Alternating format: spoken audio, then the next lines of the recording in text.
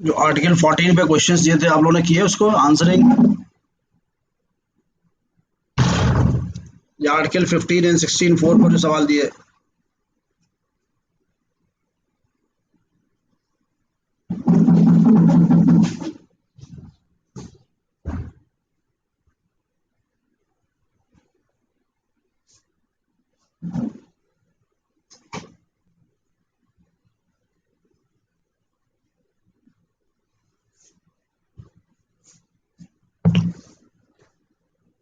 इसने आंसर्स लिखे?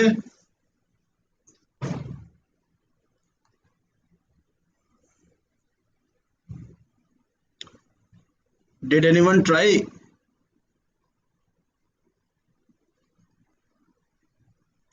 देखिए कॉन्स्टिट्यूशन की आंसरिंग बड़ी टफ होती है, तो अगर उसको आप प्रैक्टिस नहीं करेंगे तो वो आपका फ्लो नहीं बनने वाला है। वो फ्लो बनना ही चाहिए, तो बार बार जब लिखेंगे तभी जाके वो फ्लो बनेगा आपका।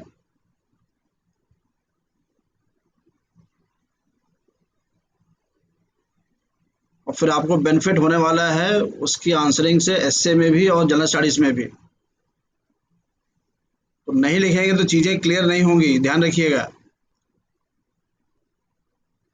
कॉन्स्टिट्यूशन सबसे ज़्यादा टफ है, सबसे ज़्यादा टफ समझने में भी है। आर्टिकल्स और केस लॉज तो रट ले रहे हैं आप लोग, सब लोग रट ले रहे हैं, बट उसके पीछे कंसेप्चुअली क्या चीज़ें सिस्टम में, कैसे उसको सिंक्रोनाइज करके आंसरिंग करना है, ये बार बार आप लोग लिखोगे तभी समझ में आएगा। एनीवे कल मैंने एक और क्वेश्चन दिया था आप लोगों को, सीआरपीसी का लिखा था ग्रुप में। सर्च वारंट्स के क्या प्रोविजंस हैं?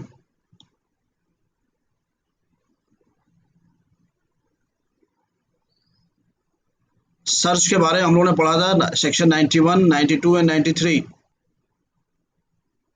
कि इन्वेस्टिगेशन या ट्रायल या इंक्वायरी अदर प्रोसीडिंग के लिए डॉक्यूमेंट्स पाने के लिए सर्च किए जा सकते हैं, जिसमें कि 91 में कुछ और स्पेसिफिकेशंस हैं, 92 में पोस्ट एंड टेलीग्राफ के लिए है, जिसमें कि district magistrate, CJM, session court, high court heads etcetera हैं। तो 93 में भी आपका है, लेकिन सर्च वारंट्स का भी इशू किया जा सकता है, दैट इज। तो एपीओ वगैरह में बाकायदा 10 मार्क्स का अलग से लिखा हुआ आता है। सर्च वारंट से क्या प्रोविजंस हैं? तो देखिए section 94, section 95,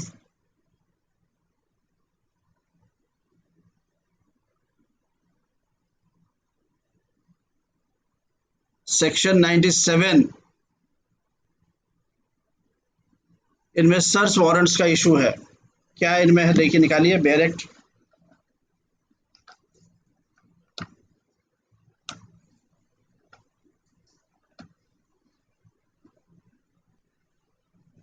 section 94 is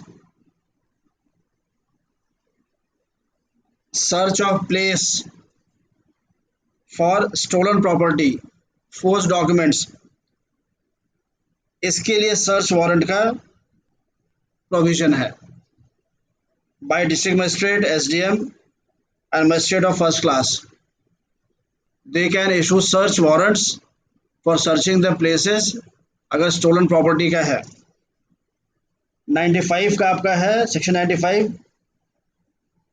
search warrants for certain publications forfeited, मतलब कहीं पर ऐसी सामग्री आने वाली है जहां पर कि ऐसी सामग्री जो अगेंस्ट लॉ हो या लॉ एंड ऑर्डर को बिगाड़ने वाली है। सेक्शन 95। सेक्शन 96 में तो है आप अगेंस्ट दिस ऑर्डर ऑफ 95 आप हाई कोर्ट में अपील करेंगे। Section 97, search warrant for wrongfully confined persons, अगर ऐसा रिपोर्ट आता है कि किसी को गलत ढंग से बंदी बनाया गया है तो वहां के लिए भी search warrant can be issued by the SDM magistrate of first class. 96 97 आपका। फिर आपका है ये आपके हैं 94, 95 एंड 97। ऐसे सेक्शन 93 में भी सर्च वारंट का है। सेक्शन 93 में क्या है, अगर डॉक्यूमेंट्स प्रोड्यूस नहीं कर रहा है व्यक्ति जिससे कि मांगा गया है समन से, 91, 92 में अगर समन के द्वारा डॉक्यूमेंट्स प्रोड्यूस नहीं कर रहा है, तब जाके सेक्शन 93 में सर्च वारंट का भी प्रोविजन है। स्टोलन प्रॉपर्टी के प्लेस को चेक करने के लिए या फोर्स डॉक्यूमेंट जहाँ रखे हुए हैं सेक्शन 94 में, उसमें भी सर्च वारंट का प्रोविजन है। फिर सेक्शन 95 में फॉरफिटेड पब्लिकेशंस, ऐसी सामग्री पब्लिश होने वाली है जो कि देश हित में नहीं है, लॉ एंड ऑर्डर जो भी मतलब इलीगल अगर है, सर्च वारंट का प्रोविजन 95 में है।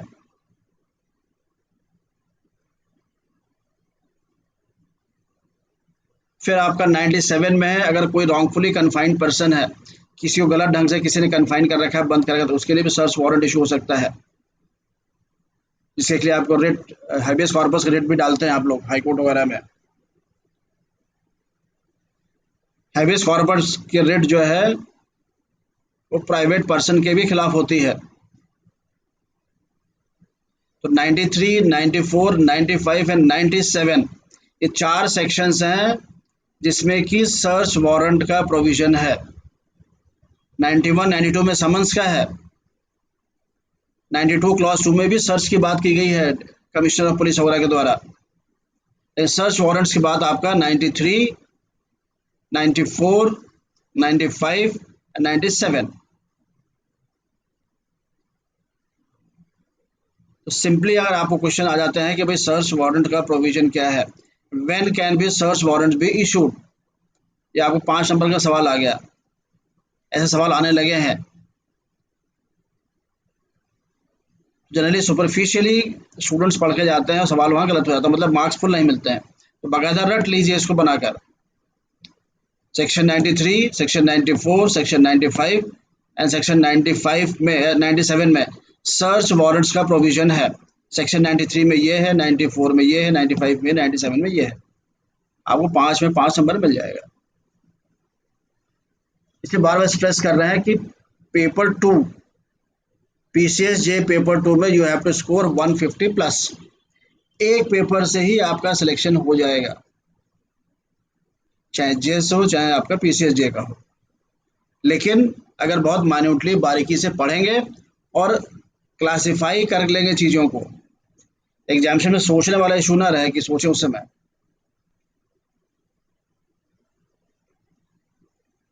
तो सेक्शन 91, सेक्शन 92, 93 प्रोविजंस है for production of documents and things, ये सवाल अलग है। फिर आता है कि सर्च वारंट कब कब इशू हो सकते हैं, क्या प्रोविजंस हैं। तब आप 93 बताइए कंडीशन क्या है, फिर 94, 95 एंड 97। प्रीलिम्स में भी सवाल आता है, एक सवाल आपको मिलेगा इस कैटेगरी से, 91 से लेकर 97 तक एक सवाल आपको मिलेगा प्रीलिम्स में मिनिमम। और 5 मार्क्स का एपीएम तो हमेशा आता है, जे और एचजीएस में भी आपको 5 मार्क्स का 7 मार्क्स का मिल सकता है। तो ऐसे क्वेश्चंस में आपको 100 आउट 100 स्कोर करना है, 5 आउट ऑफ 5 स्कोर करना है। किसी को 4 मिल रहा है, आपको 5 मिल रहा है, कोई बहुत अच्छा करेगा तो 4 पाएगा, आपको 5 या 5 पाना है। तो इस ढंग से एग्जामिनेशन के पर्पज से भी तैयारी समझना भी है और एग्जामिनेशन के पर्पज से चीज़ों को लिखना भी है, केवल कोर्स नहीं खत्म करना है, समझ लीजिए इस बात को। अब भाई जो हम लोग कॉन्स्टिट्यूशन पे कर रहे थे, आर्टिकल 14 हो गया था। आर्टिकल 14 का आंसर आपको लिख के दिखाएंगे तो मेरे समझ में आएगा कि आपको बात समझ में आई कि नहीं आई है। राइट टू इक्वालिटी पे आप क्या लिख रहे हैं, इक्वालिटी बिफोर लॉ पे क्या आप लिख रहे हैं, what is the nature of right to equality given in our constitution, उस पर आप किन बातों को लिख रहे हैं। रीजनेबल क्लासिफिकेशन के प्रिंसिपल पे कौन सी बात लिख रहे हैं आप, and arbitrariness is antithesis of equality, मनमानापन समानता का विरोधी है। ये प्रश्न आता है कमेंट, तो इस पे आप क्या लिख रहे हैं आप,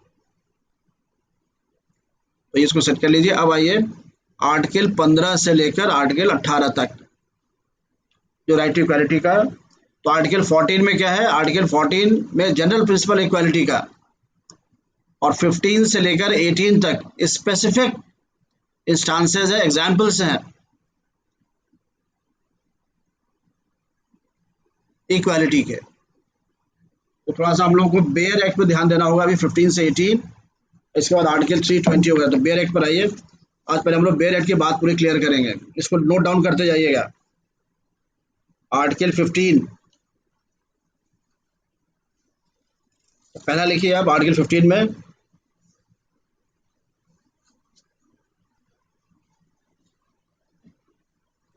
नो डिस्क्रिमिनेशन, पॉइंट वाइज लिखिएगा। Number 1, no discrimination against any citizen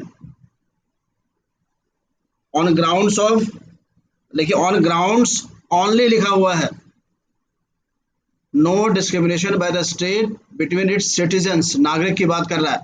article 14 में पर्सन्स की बात है, जिसमें कि लीगल पर्सन भी आएगा और नेचुरल पर्सन भी आएगा, इंडियन भी आएगा, फॉरेनर भी आएगा। लेकिन आर्टिकल 15 जो है केवल सिटीजन्स के लिए है, भारतीय नागरिक, और सिटीजन मतलब नेचुरल पर्सन की बात कर रहा है, इसमें लीगल पर्सन नहीं आएगा, कंपनी नहीं आएगी। 14 में कंपनी भी आएगी।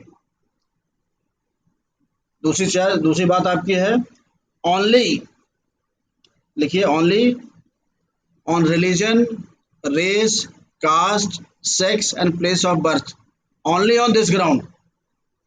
इसका मतलब ये होता है कि केवल इसी आधार पर अगर डिस्क्रिमिनेशन हो रहा है तो वह गलत है, आर्टिकल 15 का वॉयलेशन है, राइट इक्वलिटी का वॉयलेशन है। लेकिन डिस्क्रिमिनेशन में ये भी है और कोई और आधार भी है तो वो इलीगल नहीं होगा। तो वर्ड है only on grounds of religion, race, caste, sex and place of birth. अब देखिए जरा, तो आर्टिकल 16(2), आर्टिकल 16(2), इसमें क्या है, ओनली, इसमें ही बात लिखा हुआ है, only religion, race, caste, sex, descent, place of birth and residence. मतलब आर्टिकल 15 में 5 ग्राउंड्स है और आर्टिकल 16 में 7 ग्राउंड्स हैं, मतलब 2 एडिशनल ग्राउंड्स हैं, डिसेंट एंड रेजिडेंस भी।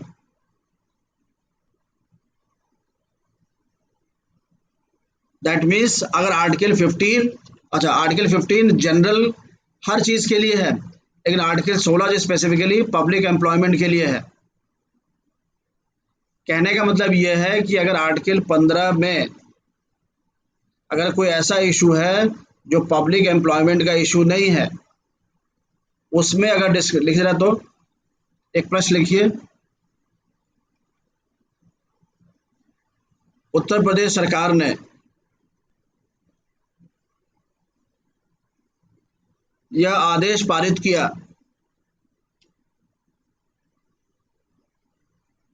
कि इलाहाबाद विश्वविद्यालय में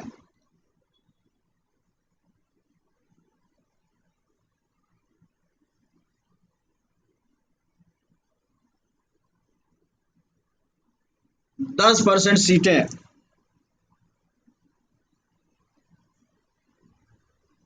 उन छात्रों के लिए रहेंगी जिनका जन्म इलाहाबाद में हुआ है,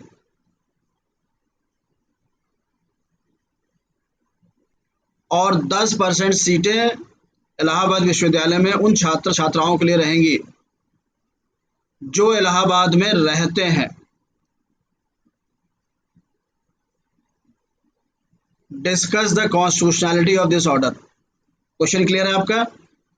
बताइए फटाफट यस नो करके।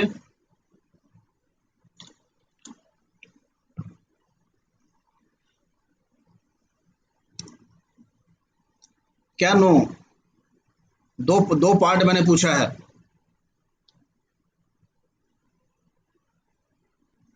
यह आदेश संवैधानिक है कि नहीं है?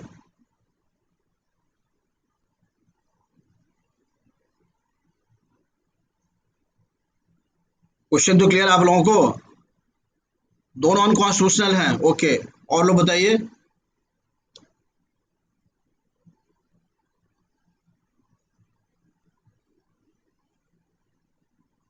बाकी लोग क्वेश्चन क्लियर हुआ कि नहीं हुआ? उत्तर प्रदेश सरकार यह आदेश पारित करती है कि इलाहाबाद विश्वविद्यालय में 10% सीटें उन छात्र छात्राओं के लिए होंगी जिनका की जन्म इलाहाबाद में हुआ है, और 10% उन छात्र छात्राओं के लिए होंगी जो कि इलाहाबाद में रहते हैं। अनकॉन्स्टिट्यूशनल है दोनों, बताइए बाकी लोग। दोनों अनकॉन्स्टिट्यूशनल नहीं है, दोनों नहीं है, एक अनकॉन्स्टिट्यूशनल है, एक सही है। 15 में क्या लिखा हुआ है? Only on grounds of religion, race, caste, sex, place of birth और एनी ऑफ देम। तो जो ये आदेश है कि 10% सीटें उन छात्र छात्राओं के लिए होंगी जिनका कि जन्म इलाहाबाद में हुआ है, वह आदेश अनकॉन्स्टिट्यूशनल है, क्योंकि प्लेस ऑफ बर्थ पर डिस्क्रिमिनेट आप नहीं कर सकते हैं। दूसरा क्या है, जो इलाहाबाद में रहते हैं, रेजिडेंस इलाहाबाद में है, वो डिस्क्रिमिनेशन कहाँ है? 15 में।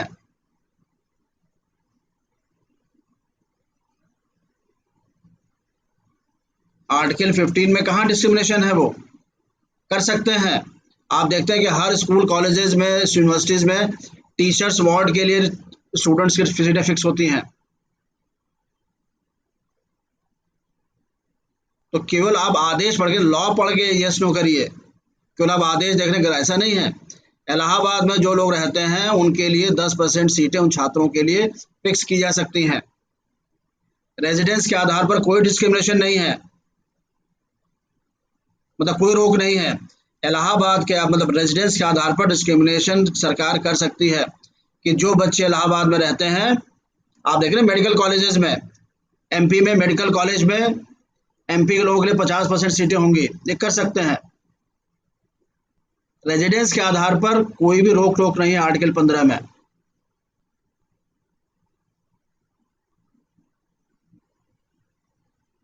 प्लेस ऑफ बर्थ है आपका, जन्म, जिनका जन्म इलाहाबाद में हुआ है, इस आधार पर वो गलत हो सकता है, वो असंवैधानिक है।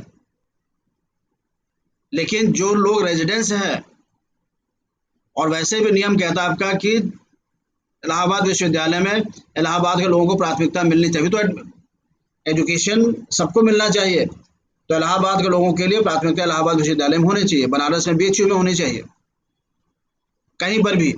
इसे देखते हैं आप कि ऑल ओवर इंडिया जितने भी एजुकेशन इंस्टीट्यूशन हैं, जितने भी शैक्षणिक संस्थाएं हैं, उनमें रेजिडेंस के आधार पर आरक्षण किए जा सकते हैं, प्राथमिकताएं दे सकते हैं कि भाई एमपी में, एमपी के मेडिकल कॉलेज में एमपी को प्राथमिकता दी जाएगी।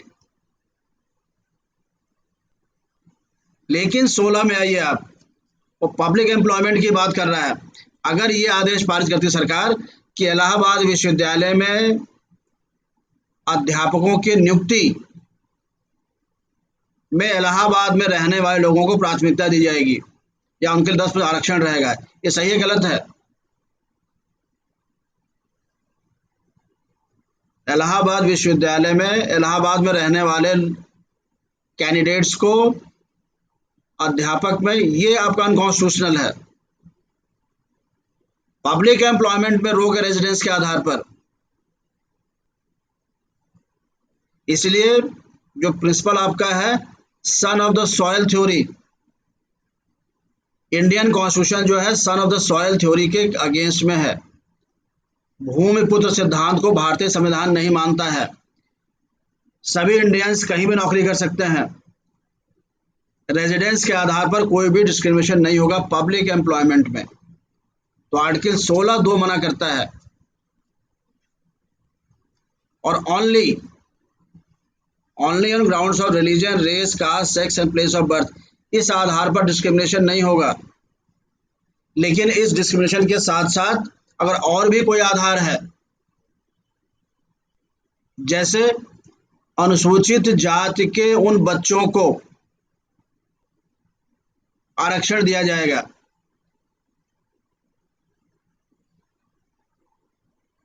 रिजर्वेशन की बात आपकी अलग है, आप ये कहते हैं कि जो ग्राउंड्स दिए, ग्राउंड के साथ अगर कोई भी और भी ग्राउंड जोड़ दिया गया है तो वो आधार पर आप डिस्क्रिमिनेशन कर सकते हैं।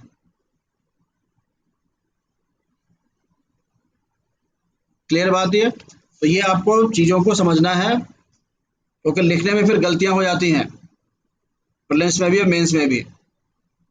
तो आर्टिकल 15 ओनली फॉर सिटीजन्स, इसमें 5 ग्राउंड्स हैं। आर्टिकल 16 भी सिटीजन्स के लिए है, लेकिन डिस्क्रिमिनेशन के 7 ग्राउंड्स हैं, 2 ग्राउंड्स बढ़ जाते हैं, रेजिडेंस एंड डिसेंट, वंश के आधार पर।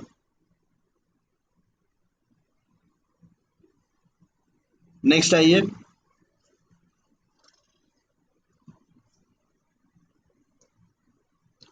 15(2) जो आपका है, अच्छा आर्टिकल 16 भी सिटीजन्स के लिए है, आर्टिकल 15 भी केवल सिटीजन्स के लिए है, आर्टिकल 16 भी केवल सिटीजन्स के लिए है, जबकि आर्टिकल 14 सबके लिए है। तो ये आपके कॉमन है 15 और 16 में, सिटीजन्स के लिए दोनों में है। 16 पब्लिक एम्प्लॉयमेंट के लिए है और 15 सभी चीज़ों के लिए है। 15 में रेस्ट्रिक्शन, स्टेट डिस्क्रिमिनेट नहीं कर सकता, वो 5 ग्राउंड्स हैं, और पब्लिक एम्प्लॉयमेंट में 7 ग्राउंड्स हैं। 15(2)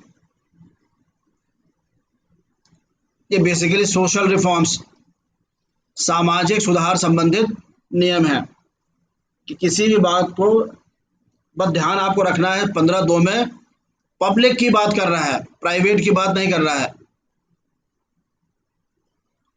no citizen shall on grounds of religion, race, caste, sex, place of birth, disability, liability restriction, access to shops, public restaurants, hotels, etc. Use of wells, tanks, bathing ghats, roads, etc.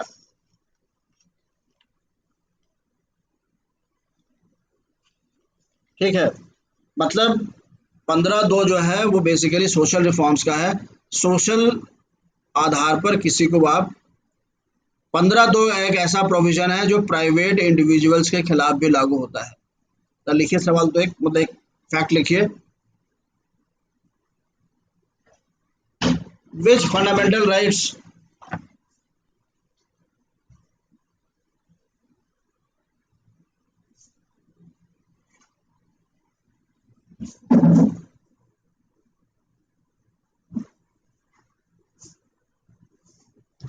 which fundamental rights are available against private individuals also। आपने पढ़ा हुआ है कि fundamental right जो part 3 है वह केवल state के खिलाफ है, अगेंस्ट द स्टेट, लेकिन कई प्रोविजंस हैं, फंडामेंटल राइट्स हैं जो प्राइवेट इंडिविजुअल्स के अगेंस्ट भी एनफोर्स होगा, मतलब प्राइवेट व्यक्ति भी ये काम नहीं कर सकता है, जिसमें आर्टिकल 15(2) है। आर्टिकल 15(2), आर्टिकल 17, और अभी हम लोग आगे आएंगे आर्टिकल 23 वगैरह, ये सब अगेंस्ट प्राइवेट इंडिविजुअल्स भी एनफोर्स होगा। Rate of habeas corpus private व्यक्ति के खिलाफ भी लागू होता है, कुछ एक्सेप्शंस हैं, स्टेट के अलावा प्राइवेट लोगों के खिलाफ भी ये चीज़ें चलेंगी। तो 15(2) आपका सोशल रिफॉर्म्स के लिए है, लेकिन पब्लिक, अगर किसी ने कोई अपने घर में कोई घर में कोई काम कर रहा है प्राइवेटली और कह रहा है कि भाई इस जात के लोग हमारे घर में नहीं आएंगे, तो ऐसा कर सकता है वो। ठीक, अब एक प्रॉब्लम लिखिए, एक व्यक्ति ने जन्माष्टमी में अपने घर में एक मंदिर का गठन किया और क्षेत्र के सभी लोगों को वहां पर आने की इजाजत दी, लेकिन एक जात के लोगों को कहा कि इस जात के लोग नहीं आ पाएंगे। क्या यह सही है? क्या ऐसा वो कर सकता है? बताइए। क्यों नहीं कर सकता है? प्राइवेट अपने घर की बात कर रहा है वो, अपने घर में काम कर गलत। देखिए, एज पर लॉ बताइए, गलत सही नहीं। एज पर लॉ कॉन्स्टिट्यूशनल है कि अनकॉन्स्टिट्यूशनल है? क्या उसको ऐसा करने से रोका जा सकता है? बताइए। Can his this action B challenged? क्या इसको अंडर लॉ चुनौती दी जा सकती है? बोलिए यस नो।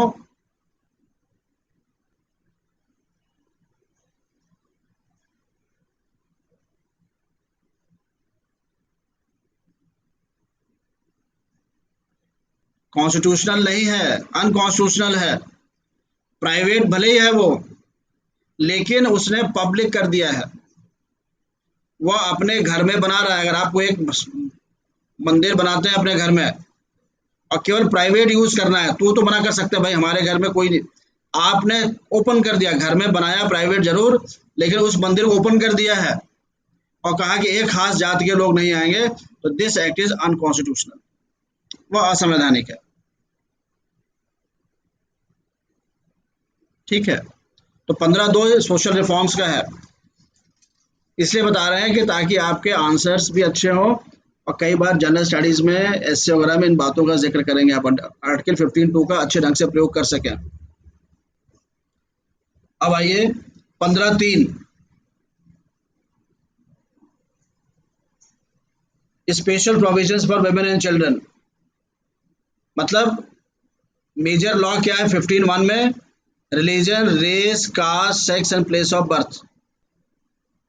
उसके बावजूद भी स्पेशल प्रोविजन का प्रावधान महिलाओं और बच्चों के लिए सरकार कर सकती है।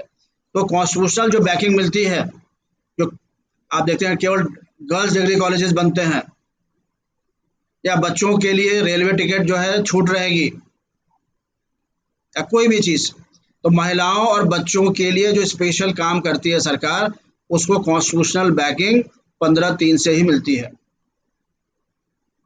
और फिर आपको 15(3) क्या है? 15(3) बेसिकली इक्वालिटी को ही प्रमोट करता है। महिलाएं और बच्चे अलग कंडीशन में हैं, तो अगर इक्वालिटी लानी है तो उनके लिए अलग प्रावधान, उनको अलग प्रोत्साहन देना ही पड़ेगा। तो 15(3) is also basically to promote equality. Clear? अब आइए 15(4) पे।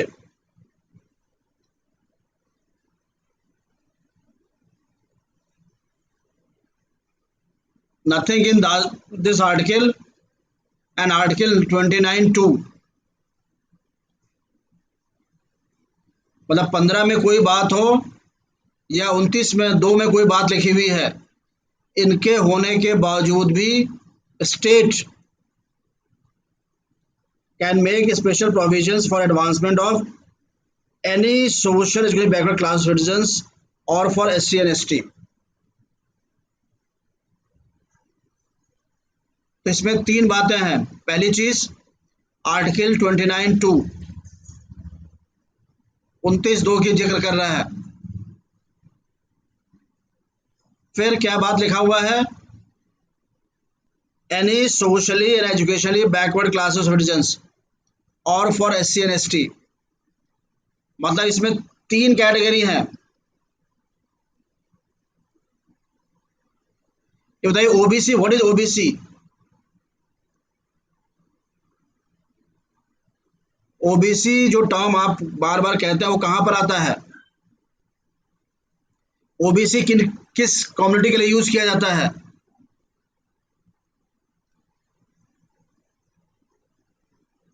नहीं, अदर बैकवर्ड क्लास है, कौन है? जरा लिखिए तो।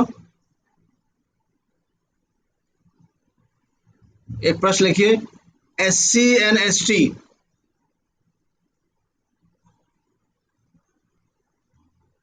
Are other backward classes.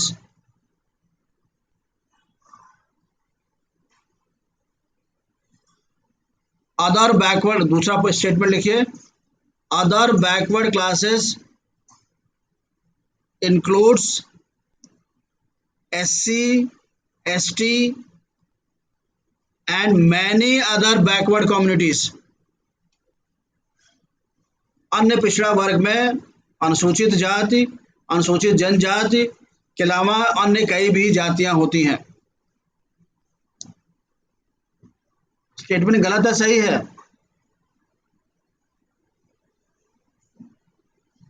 जो मैंने आपको स्टेटमेंट लिखाया वो गलत है कि सही है?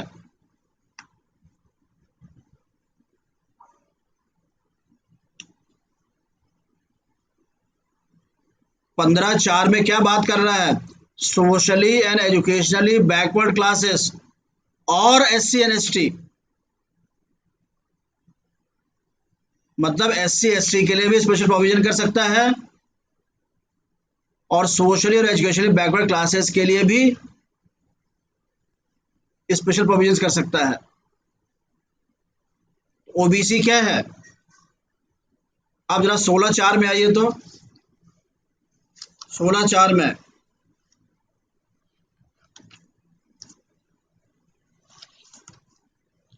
nothing in this article shall prevent the state from making any provisions for the reservation appointments or posts in favor of backward class of citizens।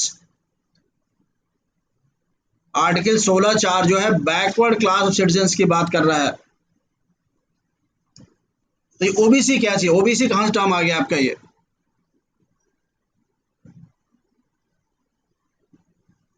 OBC ये टर्म कहां से आ गया आपका?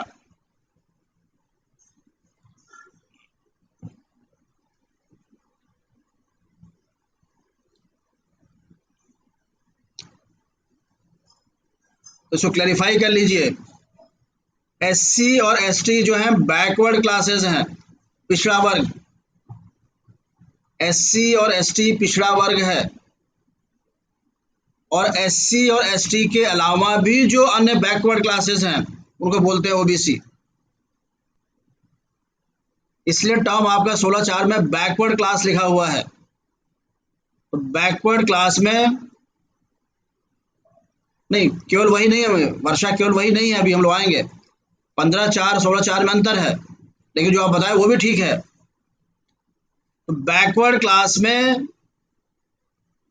SC और ST तो आते ही हैं, SC ST के अलावा जो बैकवर्ड क्लासेस हैं उनको बोलते हैं other backward classes, OBC. SC और ST के अलावा, ओबीसी मतलब SC और ST के अलावा जो बैकवर्ड क्लासेस हैं they are called other backward classes.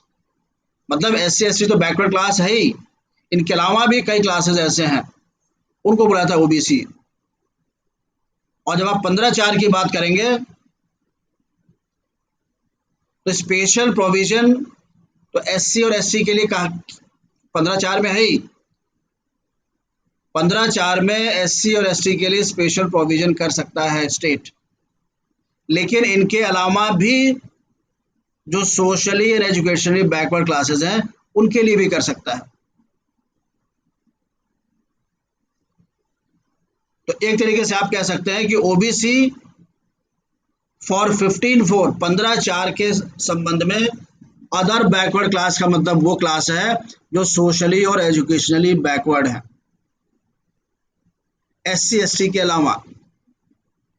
तो 15(4) में शर्त है, 15(4) में क्या है? SC और ST बैकवर्ड क्लास हैं, इनके अलावा अगर किसी के लिए स्पेशल प्रोविजन करना है कोर्ट को तो that community should be socially and educationally backward, सामाजिक और शैक्षिक रूप से पिछड़ा होना चाहिए, तब वह ओबीसी में आएगा फॉर 15(4). लेकिन 16(4) में ऐसी कोई कंडीशन नहीं है। 16(4) में बैकवर्ड क्लास की बात की गई है तो SC और ST को तो बैकवर्ड क्लास माना ही जाता है, इनके अलावा भी कई बैकवर्ड क्लासेस हैं, लेकिन 16(4) में वहां शर्त नहीं है कि that community should be socially and educationally backward. पूरी लड़ाई यही की होती है। पहले जो बालाजी केस था सुप्रीम कोर्ट ने कहा था कि अदर बैकवर्ड क्लास की वही डेफिनेशन है जो 15(4) और 16(4) की एक है। मतलब जो सोशली और एजुकेशनली बैकवर्ड होगा वही बैकवर्ड क्लास माना जाएगा 16(4) के लिए, क्योंकि 16(4) में डिफाइंड नहीं है कि बैकवर्ड क्लास कौन होगा, 15(4) में डिफाइंड है। तो 15(4) के लिए दैट इज कंपल्सरी मैंडेटरी कि that class would be socially backward as well as educationally backward. लेकिन ये कंडीशन 16(4) में नहीं है। 16(4) में केवल बैकवर्ड क्लास लिखा हुआ है। तो अगर कोई, अभी हम लोग आगे डिस्कस करेंगे, तो अगर कोई कम्युनिटी सोशली बैकवर्ड है, भले एजुकेशनली आगे होगी, तभी वो बैकवर्ड क्लास में आ सकती है। तो other backward class mean OBC means those communities which are backward as per the constitution other than SC and ST। SC and ST backward class है, इसके अलावा जो बैकवर्ड के क्लासेस हैं उनको बोलते हैं हम लोग ओबीसी। 15(4) में ओबीसी वही माना जाएगा जो सोशली और एजुकेशनली बैकवर्ड है जो कम्युनिटी। लेकिन 16(4) के लिए ओबीसी की डेफिनेशन अलग है। तो एक केस लॉ से क्लियर हुआ, इंदिरा साहनी केस में इसको क्लियरफाई किया गया। ठीक, अब आइए 15(5) पे। अच्छा, पहले 29(2) देख लीजिए। नोट्स आप जहां बना रहे हैं यहीं पर 15(4) के साथ 29(2) की बात करिए। तो जब भी कभी रिजर्वेशन की स्पेशल प्रोविजंस की बात आती है, स्टूडेंट्स 29(2) नहीं लिखते हैं, लेकिन 15(4) में साफ साफ लिखा हुआ है डिस्पाइट एनीथिंग इन 29(2)। 29(2) में क्या है? The religion can not discriminate, not citizen shall be denied admission to any institution only on religion, race, caste, language or any of them। 29(2) में क्या है? 29(2) में बात कर रहा है एडमिशन इन एजुकेशनल इंस्टीट्यूशंस। 29(2) में, और ये लिखा गया 29(2) में स्टेट डिस्क्रिमिनेशन नहीं करेगा। स्टेट विल नॉट डिस्क्रिमिनेट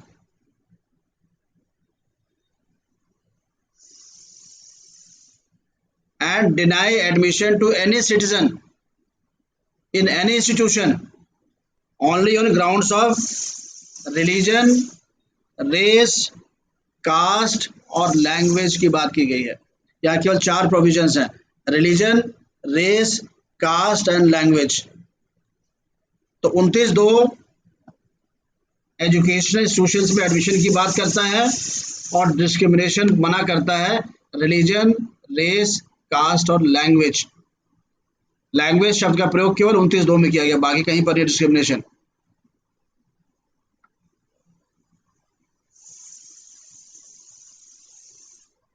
ठीक है, तो ये लिखा हुआ है कि 29(2) में होने के बावजूद भी, 29(2) में होने के बावजूद भी राज्य स्पेशल प्रोविजन बना सकता है। राज्य ये बना सकता है कि ये केवल इस भाषा के लोगों के लिए रहेगा।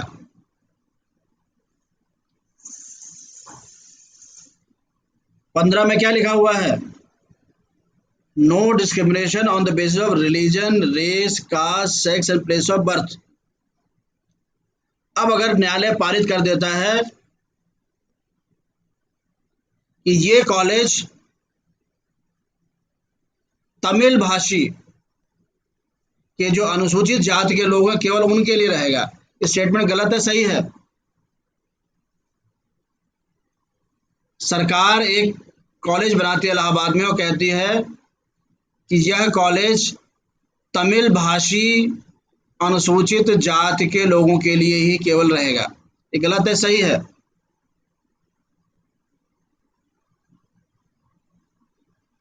बताइए, स्टेटमेंट गलत है कि सही है?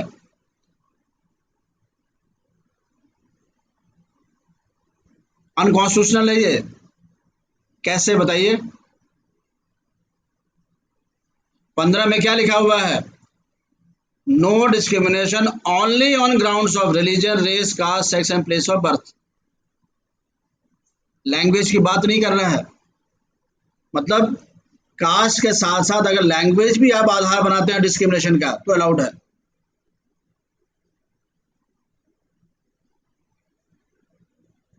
पंद्रह में लिखा है ओनली ऑन ग्राउंड्स ऑफ, इस बात का आपको ध्यान रखना है कि बार बार ऐसा होता है।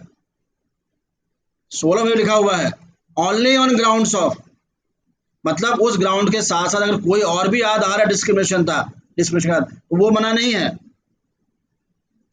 तो इसमें जात के आधार साथ साथ भाषा को भी आधार बनाया है, तो दैट विल बी ओके। तो 29(2) में आपका है स्पेशल प्रोविजन की बात है।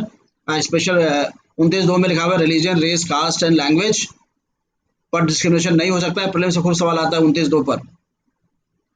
15(4) में लिखा हुआ है कि राज्य अनुसूचित जाति, अनुसूचित जनजाति तथा अन्य सोशली एजुकेशनली बैकवर्ड क्लास के लिए विशेष प्रावधान कर सकता है, डेस्पाइट कि 15(1) में लिखा हुआ डिस्क्रिमिनेशन नहीं हो सकता है और 29(2) में ही बना है उसके बावजूद भी। तो कभी भी सवाल आपका आएगा मेंस में कोई रिजर्वेशन के ऊपर, तो आपको 29(2) का भी जिक्र करना चाहिए कि 15(1) में मना है, नहीं कर सकते हैं, 29(2) में ही बना है, नहीं कर सकते हैं, लेकिन 15(4) वह संवैधानिक लॉ है जो कि सरकार को ऐसा करने के लिए अलाउ करता है।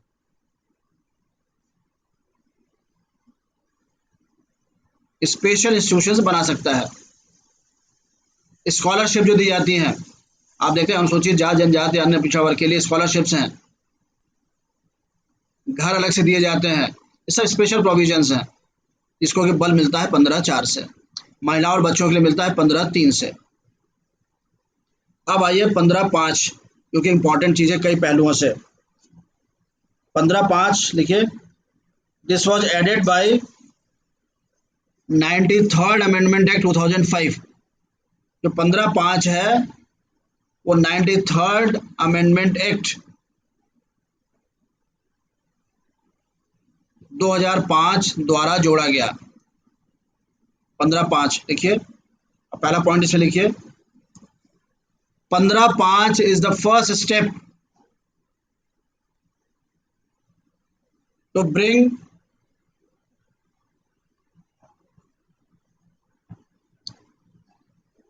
प्राइवेट सेक्टर या private educational institutions under the definition of state. 15(5) एक पहला कदम है जिसके द्वारा प्राइवेट शिक्षण संस्थाओं को राज्य की परिभाषा में मौलिक अधिकारों के संदर्भ में लाने का प्रयास किया जा रहा है, पहली चीज। अब 15(5) क्या है, दो बातें लिखिए, despite anything in article 19(1)(g), 19(1)(g), 19(1)(g) के होने के बावजूद भी, आप लोग देखेंगे 91(g) में क्या है, मतलब आर्टिकल 15 में कुछ भी दिया, मतलब आर्टिकल 15(1) में जो डिस्क्रिमिनेशन अलाउड नहीं है वो उसके होने के बावजूद भी, और जो 19(1)(g) में जो प्रोविजन दिया हुआ है, इन दोनों प्रोविजंस के बावजूद भी सरकार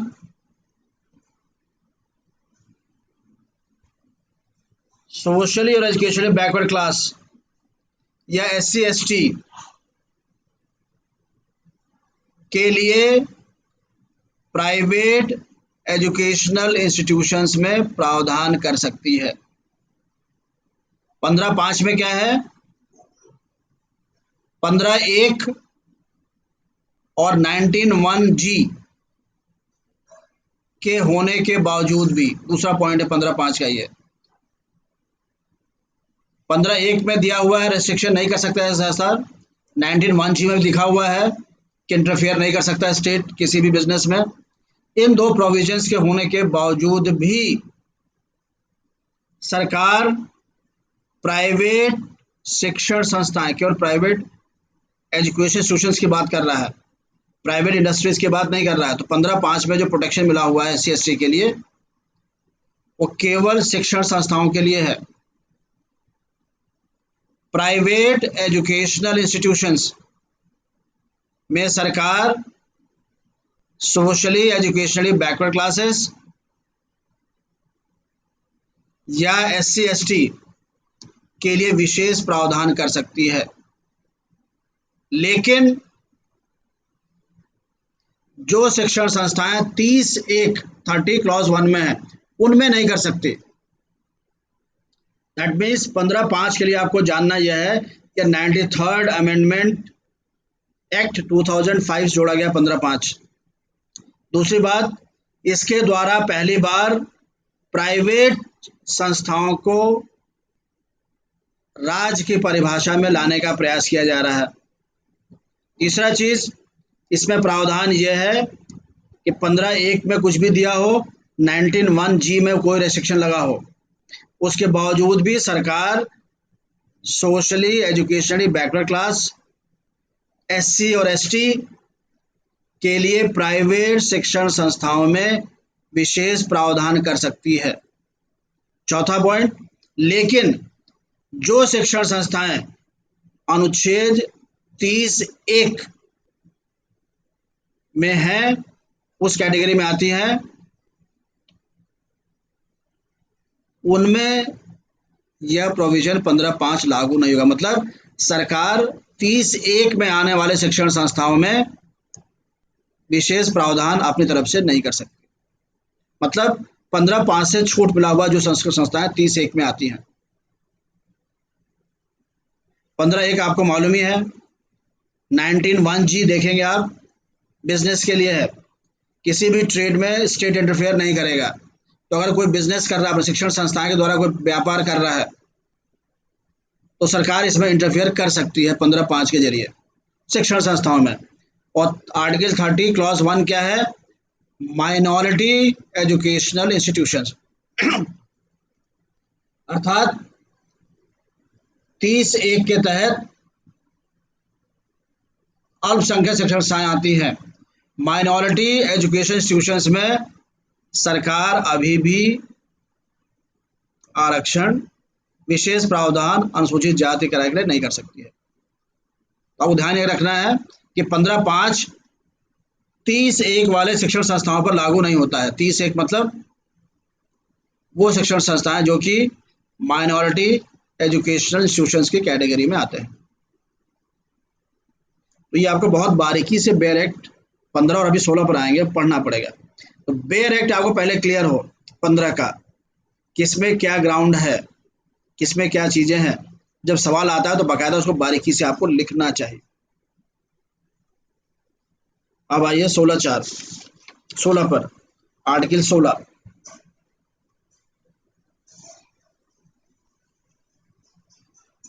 इसमें लिखा हुआ है, पहली चीज 16(1) में देखिए, equality of opportunity in public employment to every citizen, equality of opportunity in matters of public employment. मतलब लोक नियोजन में पब्लिक जो सरकारी नौकरियां हैं उसमें हर एक को इक्वल अपॉर्चुनिटी मिलना चाहिए। तो ये बेसिकली आर्टिकल 14 और आर्टिकल 16(1) लगभग एक जैसा है।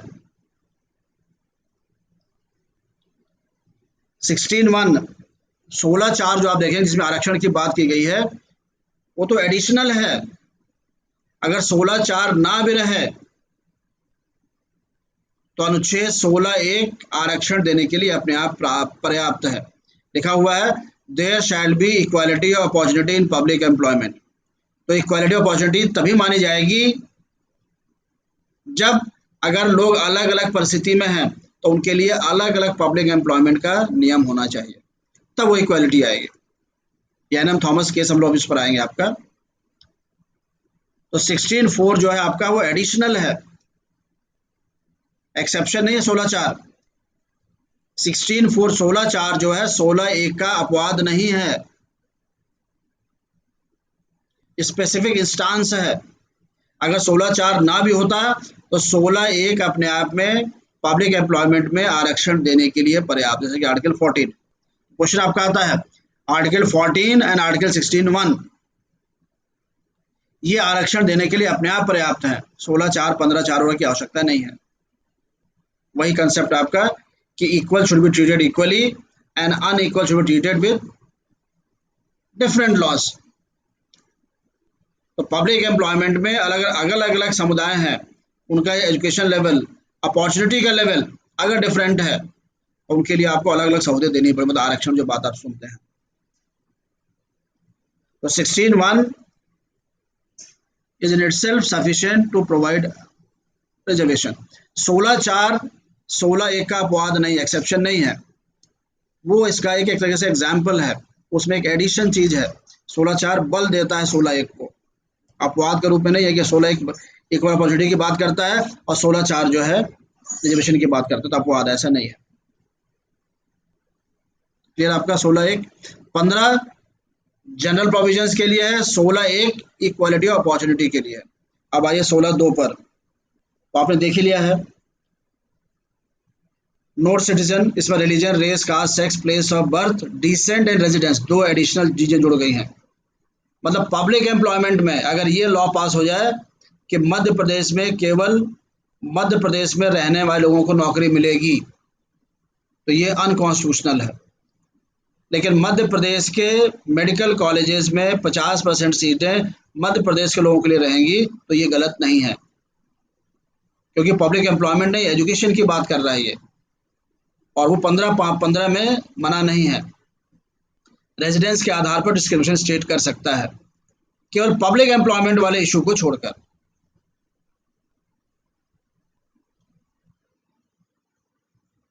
ठीक है ये। अब 16(3) पर आइए, जो और आपके लिए स्पेसिफिक है।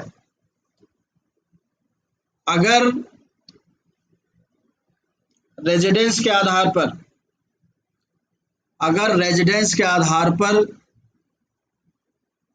पब्लिक एम्प्लॉयमेंट में कोई विशेष प्रावधान करना है, तो ऐसा लॉ केवल पार्लियामेंट बना सकती है। ये लॉ बन सकता है कि मध्य प्रदेश के कुछ नौकरियों में मध्य प्रदेश में रहने वाले लोगों को आरक्षण दिया जाएगा, मतलब रेजिडेंस के आधार पर रिजर्वेशन दिया जाएगा, तो ऐसा हो सकता है। लेकिन ऐसा लॉ स्टेट लेजिस्लेचर को अलाउ नहीं है। राज्य विधायिका को यह नियम बनाने का राइट नहीं है। मध्य प्रदेश के लिए भी लॉ बनाएगी तो पार्लियामेंट ही बनाएगी। That means parliament can make a law to provide special provision on the grounds of residence. Residence के आधार पर स्पेशल प्रोविजन की बात कर सकता है। तो पब्लिक एम्प्लॉयमेंट में भी रेजिडेंस के आधार पर आरक्षण दिया जा सकता है, लेकिन ऐसा लॉ किसी स्टेट लेजिस्लेचर को नहीं है, राज्य विधायिका को नहीं है। ये केवल लॉ बनाने का पावर केवल पार्लियामेंट को है। तो ये 16(3) आपको ध्यान रहे। अब आइए 16(4), जो पब्लिक एम्प्लॉय, देखिए 16(4) पब्लिक एम्प्लॉयमेंट में आरक्षण का आधार है। इसमें क्या प्रोविजन है? पहली चीज, in favour of backward class of citizens. 16(4) में क्या प्रावधान है? सार्वजनिक नौकरियों में आरक्षण का प्रावधान 16(4) में है। पब्लिक एम्प्लॉयमेंट में रिजर्वेशन की बात कर रहा है, पहली चीज। दूसरी बात, in favour of backward class of citizens, पिछड़ा वर्ग के नागरिकों के लिए। इसमें सोशली एजुकेशन में बैकवर्ड का कोई डिस्क्रिमिनेशन नहीं है, कोई कंडीशन नहीं है। बैकवर्ड क्लास ऑफ सिटीजन्स के लिए, ठीक। तो और आरक्षण के नियम की बात आएगी, क्या रूल्स है, तो पहले बताएंगे। 16(4) की बात करते हैं आप, कि पब्लिक एम्प्लॉयमेंट में रिजर्वेशन का प्रोविजन 16(4) में दिया हुआ, नंबर 1। दूसरा, यह हो सकता है बैकवर्ड क्लास ऑफ सिटीजन्स के लिए, पिछड़ा वर्ग के नागरिक हैं, उनके लिए आरक्षण सार्वजनिक नौकरियों में हो सकता है। 2 पॉइंट। तीसरा point, if in the opinion of the state, अगर राज्य की राय में, if in the opinion of the state that backward class is not adequately represented in the represented in the state services. मतलब अगर कोई कम्युनिटी बैकवर्ड क्लास की category में आ रही है तो आरक्षण का अधिकार हकदार नहीं है वो, उसकी कंडीशन है बाकायदा एक, अगर राज्य की राय में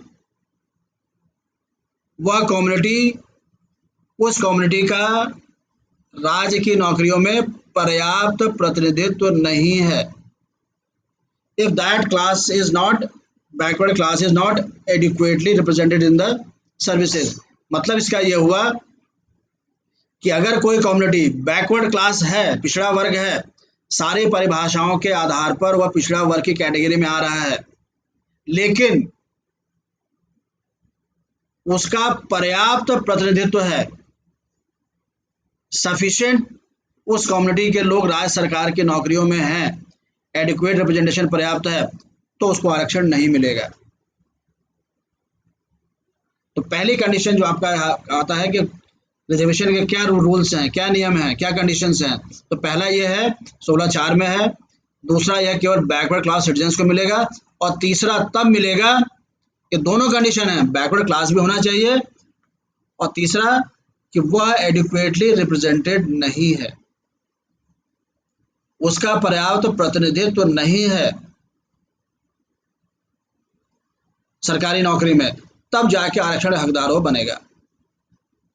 क्लियर बात। इसलिए मुस्लिम कम्युनिटी, आंध्र प्रदेश सरकार ने मुस्लिम समुदाय के लिए 16(4) के आधार पर कहा कि ये बैकवर्ड क्लास है हमारे स्टेट में,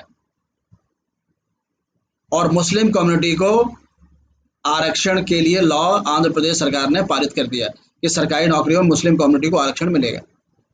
इसको चैलेंज किया गया कोर्ट में, तो यही बात आई कि भाई ठीक है, बैकवर्ड क्लास मान लीजिए, मान लिया हमने कि बैकवर्ड क्लास है मुस्लिम कम्युनिटी, लेकिन क्या उसका एडिक्वेट रिप्रेजेंटेशन है कि नहीं है, तो सरकार के पास ऐसा कोई डाटा नहीं था। तो कोर्ट ने कहा जब आपके पास कोई डाटा ही नहीं है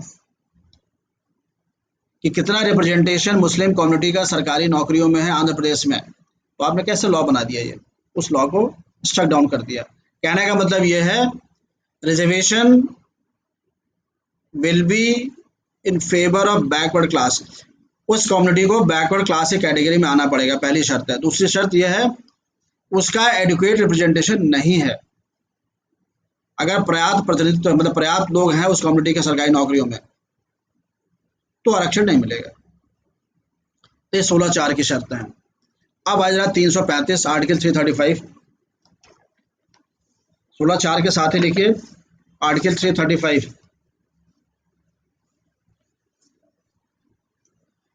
The claims of members of SC and ST shall be taken into consideration। एक शर्त और क्या लिखा हुआ है, maintenance of efficiency of the administration, वो भी आरक्षण का आधार है। तो आर्टिकल 335 भी एक शर्त है, आरक्षण देने का एक आधार। अगर आरक्षण के नियम पूछे जाएंगे तो आपको 16(4) को डिस्क्राइब करना पड़ेगा 1 2 3, उसके बाद देना पड़ेगा 335 भी कंडीशन है। मतलब अगर आरक्षण देने से एडमिनिस्ट्रेशन की एफिशिएंसी पर असर पड़ रहा है तो आरक्षण नहीं दिया जाएगा। तो आर्टिकल 335 16(4) के साथ ही लिख लीजिए। अभी हम लोग केस लॉ पर आएंगे, केस लॉ से क्या नियम निकला है। पहले आपका बेयर एक्ट क्या कहता है कि आरक्षण के स्पेशल प्रोविजन से क्या प्रोविजन आपके हैं, तो 16(4) के कंडीशंस हो गए। 335 आपका। अब आई जरा तो आर्टिकल 320, अनुच्छेद 320।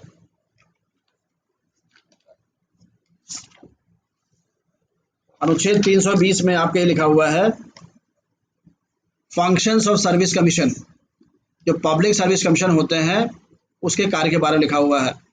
तो पब्लिक सर्विस कमीशन का ये भी नियम होता है, ये भी कार्य है कि प्रशासन के एडमिनिस्ट्रेशन के बारे में अपनी राय दे कि एफिशिएंसी कैसे मेंटेन होगी। ठीक। अब आइए 320(4),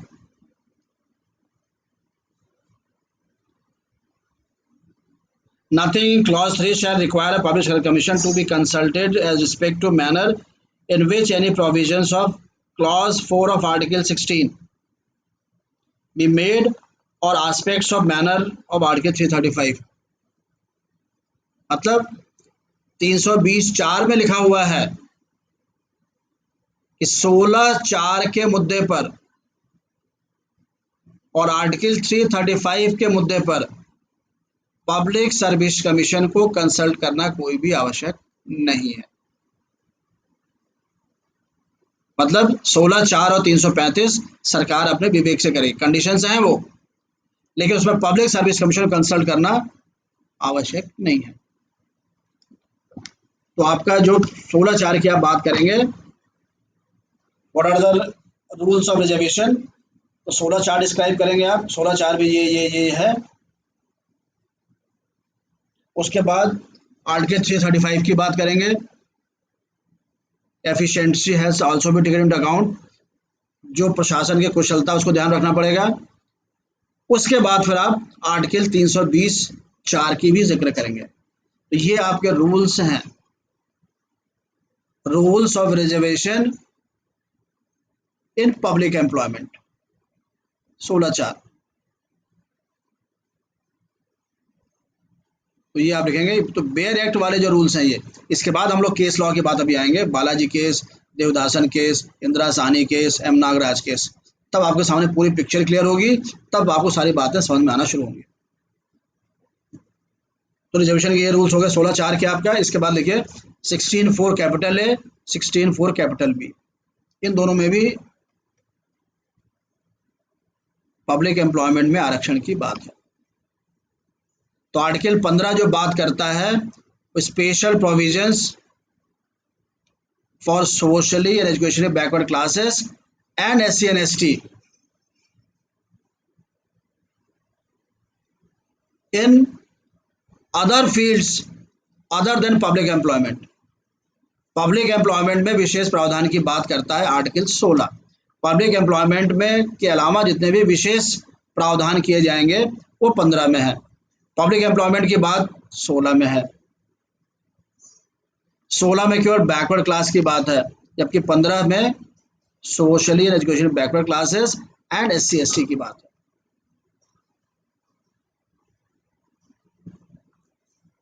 तो ये दोनों और कल हम लोग करेंगे। 16(4) कैपिटल है, 16(4) कैपिटल बी। उसके बाद 15 और 16 के जो केस लॉ, जो इवोल्यूशन ऑफ लॉ जो डेवलप हुआ है, उसके बारे में डिस्कस करेंगे। तब जाके आपका 15 और 16 कंप्लीट होगा, जिससे कि आप प्रीलिम्स में एक सवाल और मेन एग्जामिनेशन में सवाल आए तो अच्छा सवाल कर सके। क्वेश्चंस आते हैं लेकिन आंसरिंग फिर हौच पौच आंसर लिखकर आरक्षण ये है करके चले जाए। कल से 7:30 पे एकदम टाइमली आ जाइए सब लोग, 7:30, और धीरे धीरे इसको फिर हम 7 बजे से कर देंगे ताकि 8:30 तक क्लास आपके 1.5 घंटे क्लास चल सके। ये टुमारो एट 7:30, और जो क्वेश्चंस मैं लगातार दे रहा हूँ उसको पढ़ते जाइए। बेयर एक्ट को भी ब्रेक करके लिखना है। आप जैसे ही अपने आंसर में आर्टिकल्स लिखेंगे ब्रेक कर करके, फिर 335, 224, 320(4), तब कोड क्लियर हो जाएगा, मतलब एग्जामिनर को कि हाँ स्टूडेंट ने सारी बात को समझा हुआ है। इसके बाद फिर हम लोग केस लॉ की बात करेंगे और केस लॉ से क्लैरिफाई कर देंगे पूरे इशू को। और मेजर केस लॉज केवल 3 या 4 केस लॉ, हौच पौच आंसर में आपको नहीं करना है। ठीक है, चलिए ओके। 7:30 पे टाइम से सब लोग आ जाए ताकि क्लास टाइम से स्टार्ट हो जाए, अदरवाइज फिर आगे का शेड्यूल गड़बड़ हो जाएगा आपका। Okay, thank you very much.